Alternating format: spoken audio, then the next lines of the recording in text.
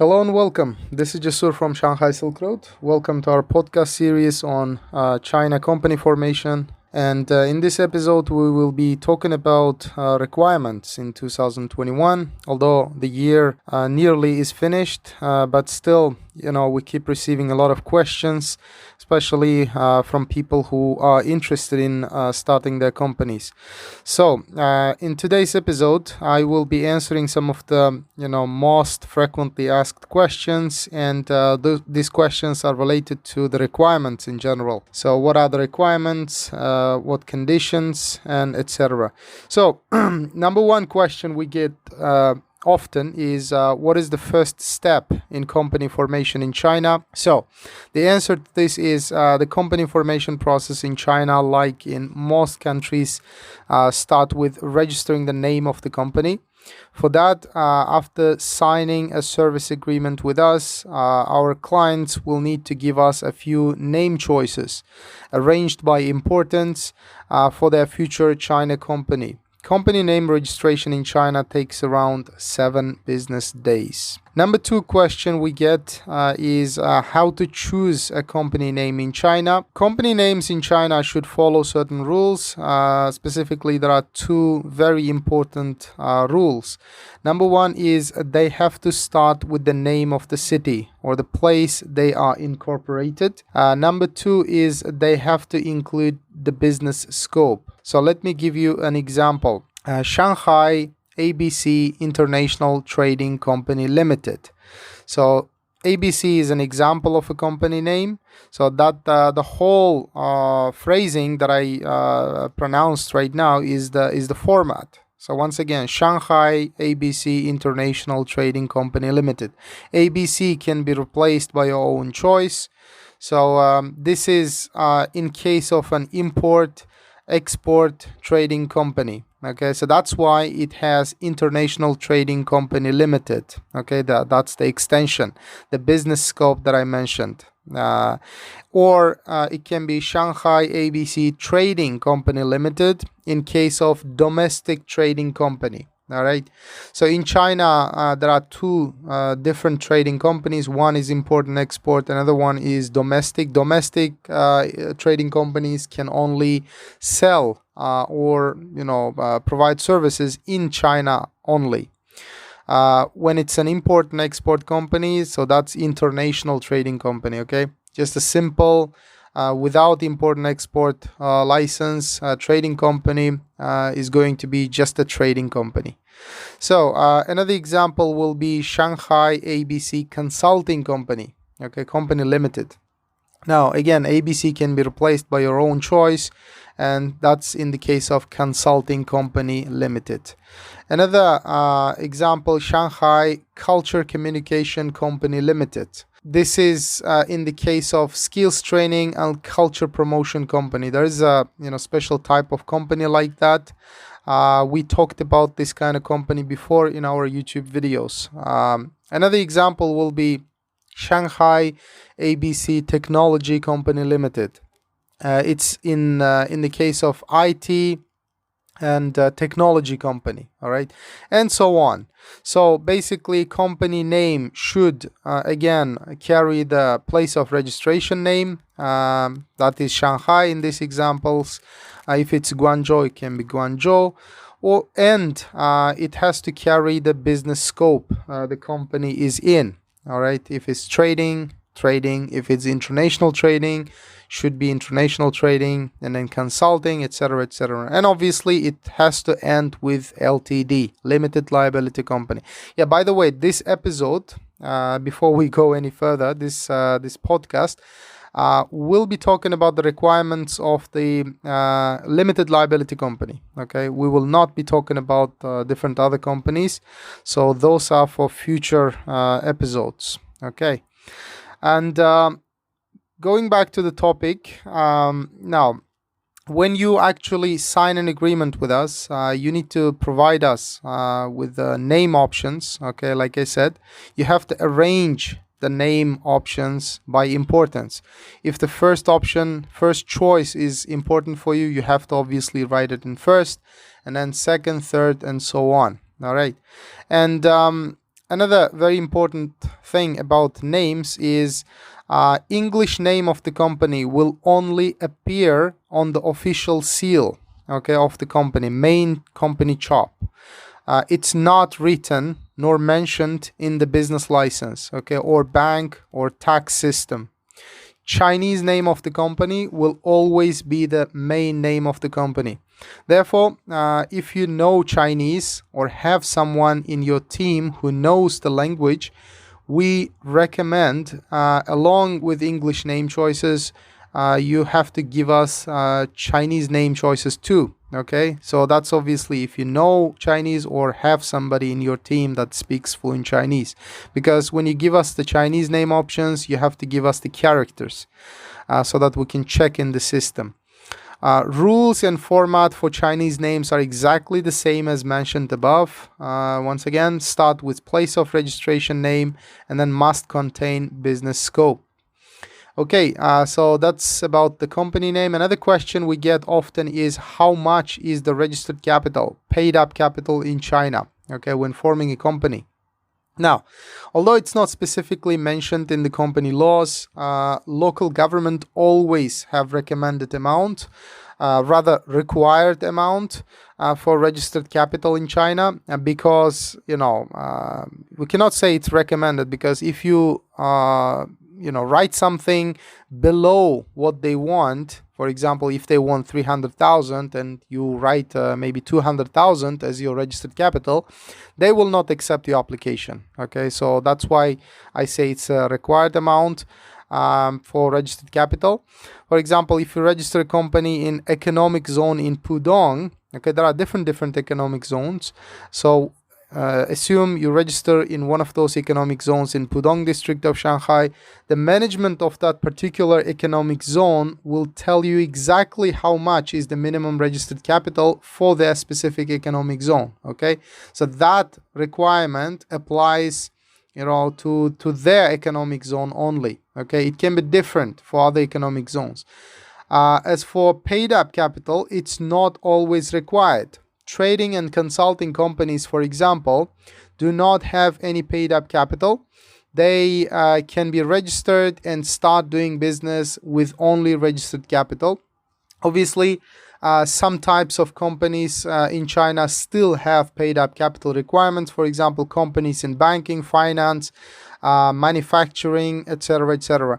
If you want to register a company which requires paid up capital, you can contact us for more information, or if you're uncertain, welcome to contact us. We will be glad to assist you. Now, in average, registered capital for trading companies in Shanghai is between 150,000 USD and 300,000 USD. The exact amount will depend on the local government requirements, shareholders' business plans, and other business aspects. So it can be minimum 150,000 and up, obviously. And registered capital for consulting companies can be much lower. Okay, in average, it's between 100,000 yuan, Chinese yuan, and 150,000 USD. Registered capital can be in RMB or USD. Okay, shareholders of the company can choose based on their business plans and preferences. Registered capital, as a rule, can be injected within the validity period of the business license of the company, and it's normally 30 years or more. If, however, business does not work and the shareholders decide to liquidate the company, they can do that without injecting any capital, provided the company does not have any outstanding tax or credit payments or other issues with the government or investors, obviously. Now, next question we get often is how to inject the registered capital of the company in China. So, if the shareholders of the company decide to inject the registered capital in China, they can do it by opening an investment account, a separate account from the main account of the company. Investment account is opened in the same bank where the company opens its main account. The difference between the investment account and the main account of the company is that investment account can only take investment payments. and they are not subject to local taxes or international taxes. Whereas the main account of the company can only receive payments from clients, and those payments are subject to being taxed, okay, and are treated as income. So that's the main difference to pay attention to. And next question is how and when to open the corporate bank account of the company in China. Now, corporate bank account of the company in China can be opened right after the business license of the company is issued by the company registrar. This is specifically step number 3 in the whole process, company formation process, i.e. number 1, name registration, number 1 step. And then number 2 step is incorporation application. And number 3 step, just like I mentioned, it is the corporate bank account opening. Okay, so corporate bank account opening process requires the company director visit the bank at least 1-2 times, depending on the bank. Therefore, if the company director is not in China, shareholders should either consider appointing a nominee director. We have such service, by the way. You can check it out on our website, and wait until the company director can travel to China. So you have this option, okay, whether to decide to appoint a nominee director if you're the shareholder of the company and you don't want to get involved.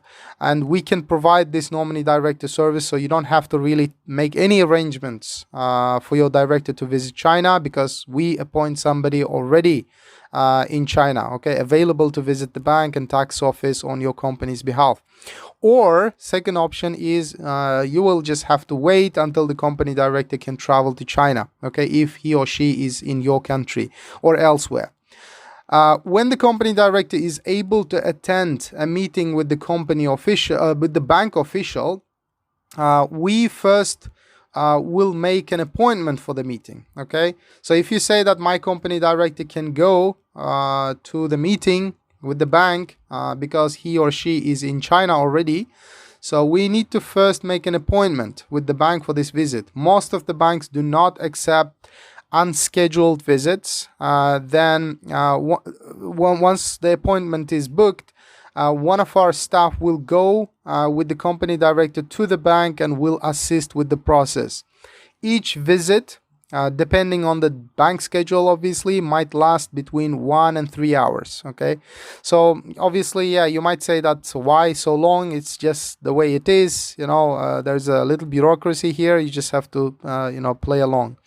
Now, general requirements to open a corporate bank account in China are: number 1, so these are the things that company director need to bring, to the meeting. So number 1, registered office of the company. Actually, you don't have to really provide any agreement, but registered office of the company should be actually available for the bank to visit.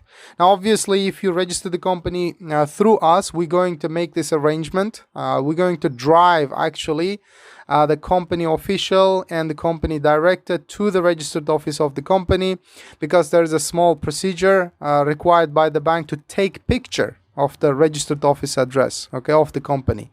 So the bank official is going to actually physically go to that registered office address along with the company director, and one of our staff will accompany them, and they will take a picture, with the director holding the company's license in that specific address. This is just, it's required by 100% of the banks in China right now. And like I said, our company formation package includes this type of address. Please note, not all the company registration addresses in China can be used for bank and tax registration. So this is actually, maybe it's going to be another topic for our podcast in the future. I just want to quickly note that, company registration addresses in China are very, very important topic as well, because you might assume that you can just rent a flat, rent an apartment in the city where you want to register a company, and then use that address as company registration address. but in reality, it cannot be done. Okay, there are specific requirements for those kind of addresses, and plus, like I mentioned, not all the addresses can be used for bank purposes, can be used for the tax registration. You have to be very careful on that. Number two, set of company documents, including all the official seals, company chops. Number three, original passports of the company director and supervisor. And number four, real name authentication from the mobile number provider in China. So that's a special paper. Okay, when you go to the mobile number provider company, which is there are many companies, but major ones are China Unicom and there's a China Mobile. So when you go to their office, you can ask for this real name authentication for you, and they will print a piece of paper. All right, they will stamp it as well. So you have to bring that. And number five, you have to have money either in your account or on your Alipay or WeChat to cover the bank corporate bank account service fees. Basically, that's around 1,200. But of course, it depends on the bank as well. So this is just general information. And by default, main account of the company will be in Chinese currency, which is Chinese yuan, RMB. And like in most countries, the main account will be linked to the tax office. So the tax office can deduct taxes when the taxes are due. Therefore, in the first visit to the bank, company director can open company's main account, RMB account only. USD or foreign currency account. By the way, company can have multiple separate foreign currency accounts. Okay, so this foreign currency account of the company can be opened in the second visit to the bank, because company will have to apply and obtain special permit from the Ministry of Commerce before it can open a foreign currency account. Okay, now you can read more about corporate banking and the whole process, how it's opened and requirements in China in our previous article and our podcast number 1 actually. If you go to our website, it's available, or if it's also available on Anchor and also on YouTube. Okay. Now, next question we get often is, when and how can a company register with the tax office in China? Company tax registration can be done after the RMB, which is main account of the company, is open. Like the bank, tax office also requires a personal visit of the company director. It's very short. That's for ID verification purposes, and it normally lasts no more than 15 minutes. Next, when and how can a company obtain import and export license in China? Now, before we talk about application process, we need to mention that there are 2 different types of licenses in China. Like this is, very common in other countries as well. So there are general business licenses which are given for products and services which do not require special license. And of course, number 2 type of license is special business license, which is given for products and services which require special license. For example, food, alcohol, some type of beverages, etc., etc. So depending on the specific situation, a company can apply for import and export license at the custom office and relevant government departments after opening its foreign currency account. All right, because foreign currency account is going to be needed if a company wants to do import and export. So you have to do that first and then start the process for import export license. Like the bank and tax office, custom office also requires personal visit from the company director nowadays. General import and export license is very straightforward to apply and obtain. It does not involve any other government departments than custom office. So that's for the general import and export license, and takes around 12 business days, okay, to get. However, special licenses might take considerably longer to apply and get, and they do involve different other government departments, not only the custom office. For example, food license and alcohol, these involve different other government departments, and obviously they will take longer to obtain. Another question is, what is an e-port in China? Okay, there's something called e-port. So what is it? E-port stands for electronic port, and import-export companies, like I said, international trading companies, can apply for it at the custom office in China when they submit an application for import-export license. So it can be applied for together, okay, along with the import and export license. E-port is used for the import and export process, and like the name suggests, it gives companies an electronic access to Chinese ports. Using an e-port system, companies can sign agreements with different ports around China and process their imports and exports through the system. So basically, it's a website, special website, government website. You do everything, import and export, through that system, okay? It's a mandatory device, okay? A very small device, USB device specifically, for all the international trading, import and export companies in China. Without e-port and without using it, companies cannot legally import or export any products under their own name. Now, how many directors can a company have in China? That's one of the most frequently asked questions, and also very important. A limited liability company can have only one controlling/managing director, which is also called the legal representative of the company.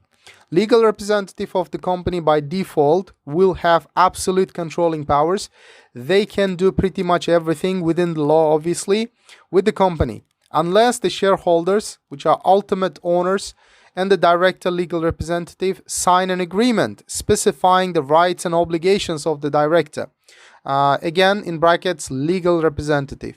A company can also have a board of directors and appoint several directors on the board as well. Okay, so if you want that, you can always let us know in the beginning. How many supervisors can a company have in China?